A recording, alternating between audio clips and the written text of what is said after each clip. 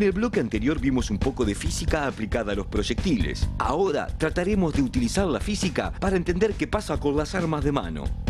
¿Qué pasaría si fuéramos Robin y tuviéramos que golpear a un gigantesco villano con un palo como este? ¿Qué deberíamos hacer para evitar lastimarnos? Este problema fue estudiado por la física para reducir los riesgos de lesiones en deportes como el tenis y el béisbol, en que se debe golpear con algún implemento. Resulta que un bate de béisbol o una raqueta de tenis tiene un lugar en el cual si se golpea allí, la fuerza en la mano es prácticamente nula. Ese punto es llamado por los deportistas punto dulce y los físicos le llamamos centro de percusión. Pero ¿cómo hacemos para determinar la posición del punto dulce o centro de percusión? Existen varias formas. Algunas implican cálculos bastante complicados y largos, pero hay una bastante sencilla que voy a mostrar con este bate de béisbol. La idea es hacer oscilar el bate de béisbol sosteniéndolo por el lugar en el cual lo estaríamos agarrando al golpear con él. La idea es medir el periodo de oscilación. La mejor forma de hacerlo es dejarlo oscilar varias veces, contar el tiempo total y luego dividir por el número de oscilaciones. Curiosamente, debido a la física subyacente, el periodo de las oscilaciones del bate de béisbol está relacionado con la posición del centro de percusión. Distancia del centro de percusión es igual a 24,8 por el tiempo al cuadrado, donde si el tiempo está medido en segundos, la distancia estará en centímetros. En nuestro caso, el punto dulce corresponderá a unos 55 centímetros. Eso sería la distancia entre el punto en el cual estamos sujetando al bate y la posición del centro de percusión. 55 centímetros es acá. Al pegar en el centro de percusión, la fuerza en la mano es mínima. ¿Y qué tal si les digo que en la prehistoria del Uruguay existieron gigantes que usaron la física del centro de percusión? En el año 2009, Ernesto, junto a sus colaboradores Washington Jones y Andrés Rinderknecht, publicó en una importante revista científica internacional un estudio en el que aplicaron estas ideas de la física del deporte para estudiar a un curioso animal prehistórico que vivió en Uruguay hasta hace unos 8.000 años, los gliptodontes. Estos animales eran unos gigantes acorazados similares a mulitas que tenían en su cola una masa similar a la que usa la chica halcón. ¡Estás diciendo que uso armas viejas! ¡Más vieja será tu abuela! Siempre se pensó que los gliptodontes usaban sus colas para luchar. Lo que no se sabía es qué tan bien construidas estaban estas armas. Tomando algunas medidas y haciendo los cálculos correspondientes, junto con mis colegas Washington Jones y Andrés Rinderknecht, calculamos la posición de los centros de percusión de estas armas prehistóricas. Nos dirigimos al museo para que Andrés y Washington nos muestren estas armas primitivas y dónde estaba su centro de percusión. Estos animales gigantes acorazados que eran los gliptodontes, ¿no?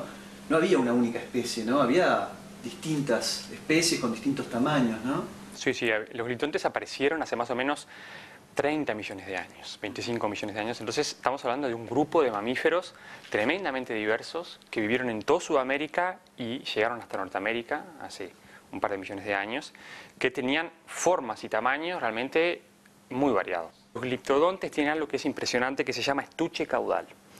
La última parte de la cola es una masa de hueso sólida, que tiene en algunos gliptodontes como unas verrugas, unas marcas, en donde en muchos animales se supone que irían como púas córneas del material de la queratina, de la uña. Serían como muchos cuernos de rinocerontes que, como no es hueso, nunca se fosilizó, pero los paleontólogos suponen que los tenían.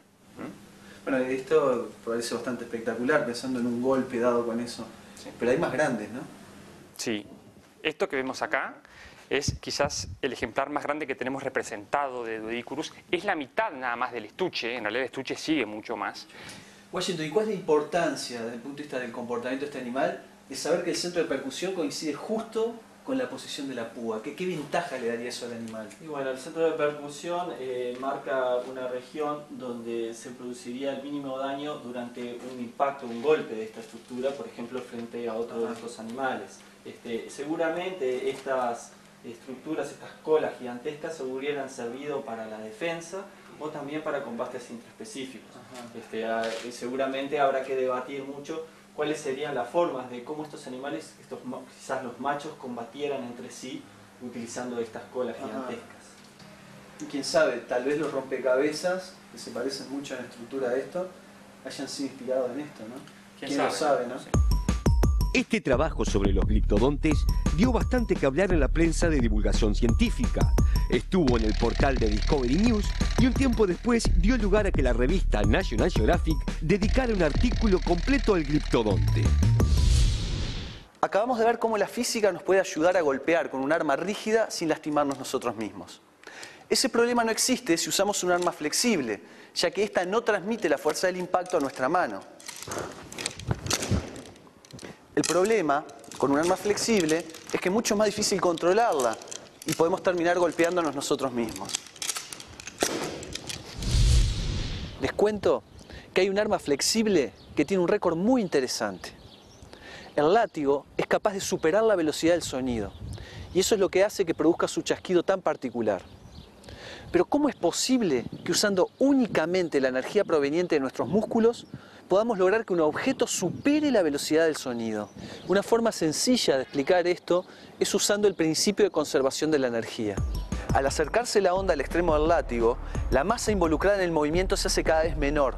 Por lo tanto, la velocidad crece enormemente, superando a la velocidad del sonido.